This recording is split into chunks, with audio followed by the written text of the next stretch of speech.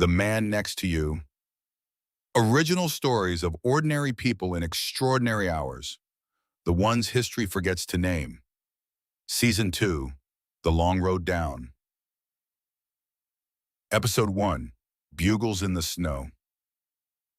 The coal was the first enemy, and it never slept, and it never took prisoners. Sergeant Earl Hennessy had been warm exactly once in 11 days, for 90 seconds, by a fire they had had to put out because the light drew mortars, and he had come to understand the cold the way you come to understand a person who is trying to kill you. It had moods. It had patience. At 30 below, it did not feel like weather anymore. It felt like intent, like the mountain itself had decided it wanted them dead and was simply waiting, with all the time in the world, for them to make the small mistakes that the living make. A glove off for 10 seconds to clear a weapon. Sweat under the parka that would freeze against your spine the moment you stopped moving. A canteen left full overnight, split open by the morning. Useless. The coal kept a ledger and it collected. He lay in a shallow hole, scraped into ground that was hard as a church floor, on a ridge above a frozen reservoir, in the blue dark before a moon, and he watched his breath crystallize and fall, and listened to the silence, which was enormous, and which he did not trust for 1 second. Sarge, Pulaski in the next hole, voice muffled through a frozen scarf. Sarge, you awake? I'm awake. My feet stopped hurting. Hennessy closed his eyes. That was the bad news, the worst news, said in Pulaski's flat little joke voice that wasn't joking. Feet that hurt were feet that still had a fight in them. Feet that stopped hurting were going black inside the boot. And a man could lose them and not know until he took the boot off and the toes came with it. You wiggle 'em, Hennessy said. You wiggle 'em right now and you don't stop. That's an order. We get you down the hill, we get you dry socks. You keep 'em moving till then. Can't feel 'em to wiggle 'em. Then picture it. Picture your toes moving and tell your brain you mean it. I'm not bringing you out of here 1 foot short, you hear me? You're coming out whole. Out of where, though, Sarge? Said a third voice. Younger, thinner, the cold turning it to a boy's. PFC Cooley, 18 years old, from a low green country that had never in its life seen snow like this. Snow that squeaked underfoot like crushed glass and burned exposed skin white in a minute. Where are we even going? We came up here to go home by Christmas. That's what they said, home by Christmas. We're going home, Cooley, Hennessy said. Just not by the road they told us. Now glass your front and quit talking. Cold gets in through the mouth, same as the hands. The boy went quiet. Hennessy lay in the dark and did not say the thing he knew, which was that home by Christmas had died somewhere in the last few days, and that the silence out front of them was not empty. He had been a Marine in another war, a younger man's war, and he had been called back to this one out of a life he'd just started building, a wife, a Joe, a porch he'd meant to fix, and he had been angry about it in a way he never let the men see. But the anger had burned off up here in the cold. What was left was older and simpler. These were his men. The mountain wanted them. He was going to take them down off it. That was the whole of his religion now. The hills had been quiet for 2 nights. Quiet was the lie. Hennessy had felt them out there the way you feel a storm in a bad knee. Patrols had come back jumpy, talking about tracks in the snow that shouldn't be there, about figures that weren't there when you looked twice, about an enormous sense of being watched from the white ridges. The intelligence said one thing, and the back of Hennessy's neck said another, and in 11 years he had learned to bet on the neck. Somewhere in the folds of those frozen hills, in numbers nobody up the chain seemed to want to say out loud, an army was lying in the snow, in the dark, ragged and freezing and patient, waiting for the moon. The moon came up a little after 10, and the hills began to sing. It started as one note, far off and thin and wrong, a bugle, a single brass cry going up into the frozen air from somewhere on the high ground to the north. A sound so strange and so old that for 1 second Cooley actually laughed, a startled bark of disbelief. Then a second bugle answered it, then a whistle shrill from the east, then a horn from down by the reservoir, then more and more until the whole circle of the dark was full of them, Bugles and whistles and shepherd's horns and the flat clatter of wooden rattles, calling back and forth across the valley, closing a circle of sound drawing tight around the ridge, and under the sound growing a low rushing hiss that Hennessy's whole body recognized before his mind did. Feet, thousands of feet, in the snow. "Stand to!" Hennessy was already up on his knees, and the calm in his own voice surprised him, the way it always did, the way it had in the desert of another decade and would again. A calm that wasn't the absence of terror, but a thing built on top of it, a floor laid over a pit. "Stand to on your guns! Watch your front! Coolie! Coolie! Eyes front!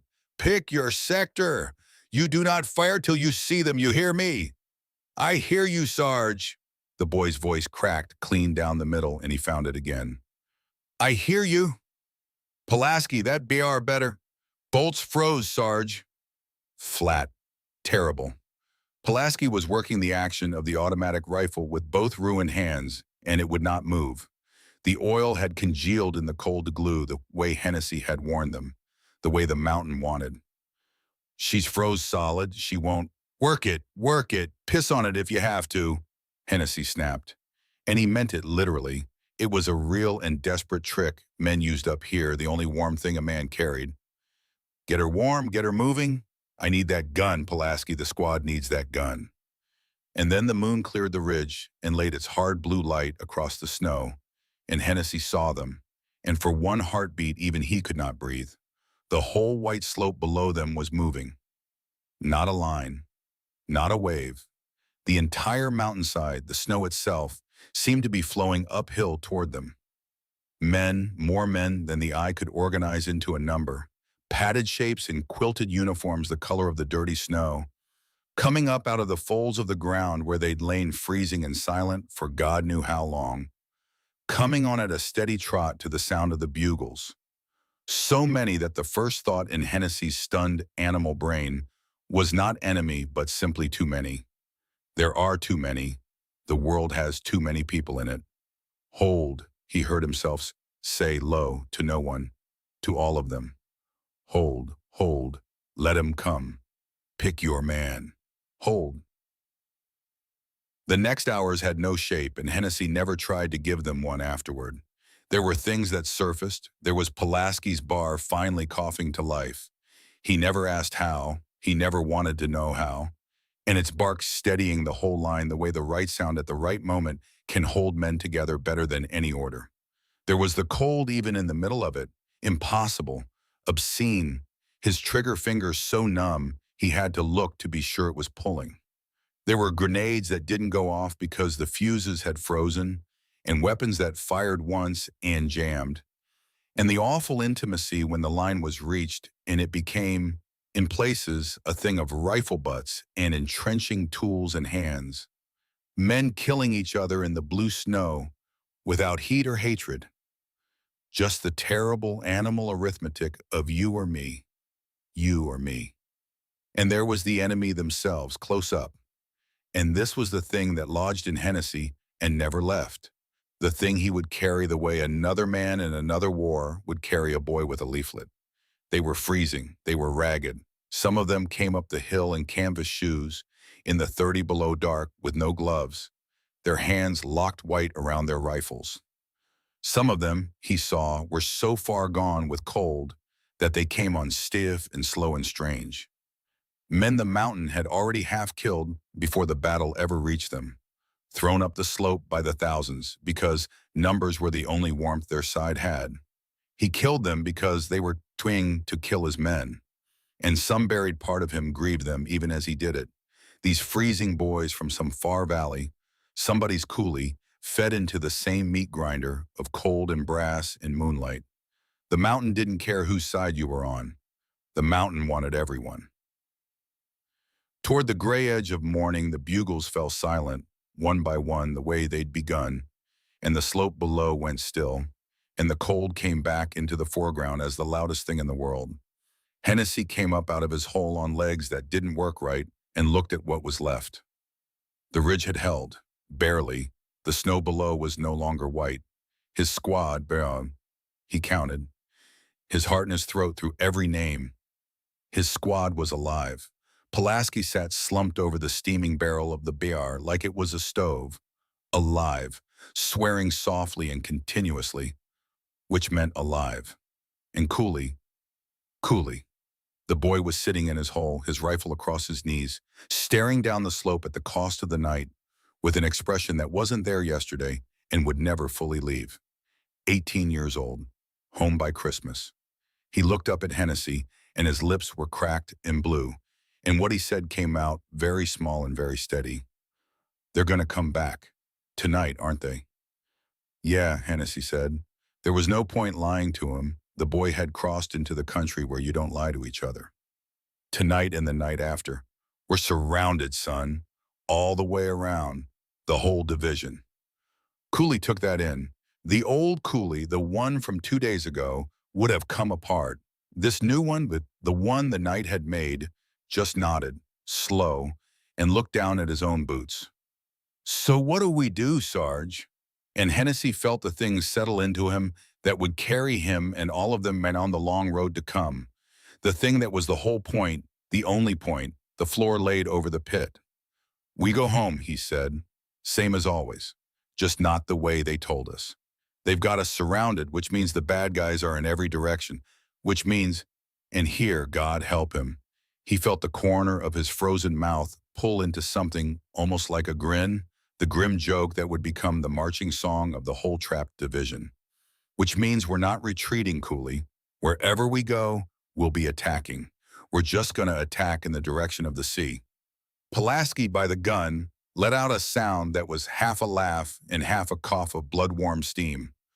"Attack toward the ocean. I love it. Best worst plan I ever heard. Here's the only thing that matters." Hennessy crouched down so he was level with the boy, and he said it slow so it would become the thing Cooley held on to the way men hold on to whatever gets them through.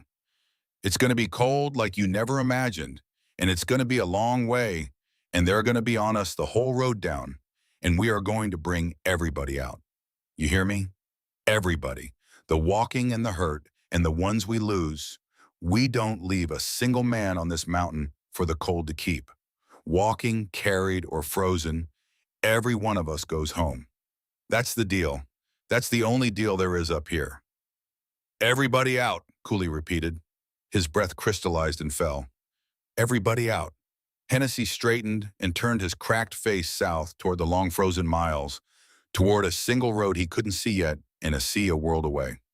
"Now get your gear, wiggle your toes, take care of the man next to you. We've got a long way to walk." The sun came up without warmth, blood red on the snow, and somewhere down the valley, the first mortar of the new day coughed, and the longest road any of them would ever walk began. You've been listening to The Man Next to You. These people are fictional. What they carried was not. If this story stayed with you, leave it where someone else might find it, and come back next week for the next one. Until then, take care of the man next to you.